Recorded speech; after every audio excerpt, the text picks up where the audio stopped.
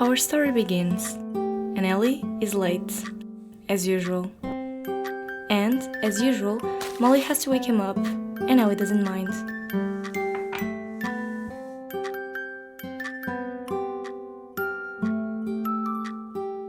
That's all he's ever known. Molly is the only family he's got, and Molly takes care of him. So Ellie doesn't complain, even if sometimes it feels as if Molly doesn't love him.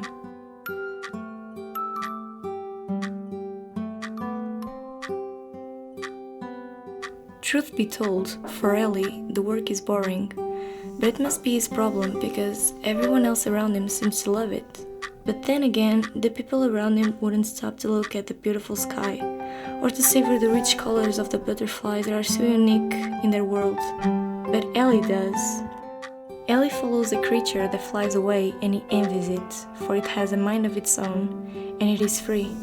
And in that moment, for a second, Ellie feels what being free tastes like, and that's when he meets me.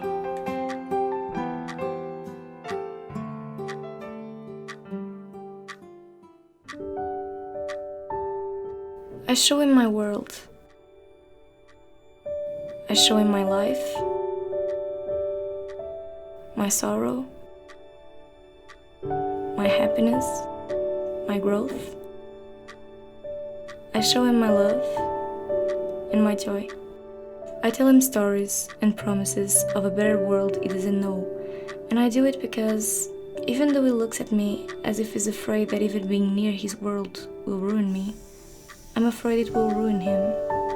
I invite him into my world, but he hesitates. He tells me about the only family he's got and how he can't leave Molly behind.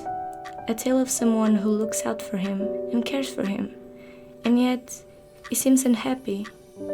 I ask him, were it the other way around, would she stay for him? Ellie doesn't answer. He tries, but to no avail. Why would she want to change? That's what she tells him, that they have a good life, that is deviant and childish. She calls him a fool, because only a fool would care about the skies and the butterflies. She's angry at him, but that's not new. She yells, but that's not new either. Ellie watches as she tries to tear apart the scarf I gave him, and he asks himself, what changed? I let him cry. He takes his time. It's his decision in the end. He hears the city clock and he realizes he's been there all morning. He missed half a day of work, and somehow that feels liberating. Then he sees her.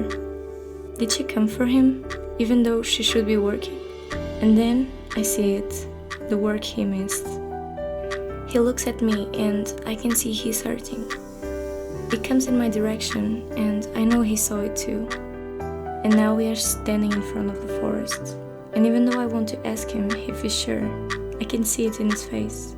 He's terrified, but the clock tells him to go home. And for the first time in his life, he obeys. What is home? Is it the place Ellie grew in? Is it the place I grew in? Can someone be your home? If so, is joy mine? Yes, but is Molly Ellie's? Did my parents find theirs in each other? Was Ellie at any time Molly's? How many homes can you have through the course of your life? What if yours is a place where you don't feel good, or safe, or wanted? What do you do when your home becomes toxic? The clock told Ellie it was time to go home.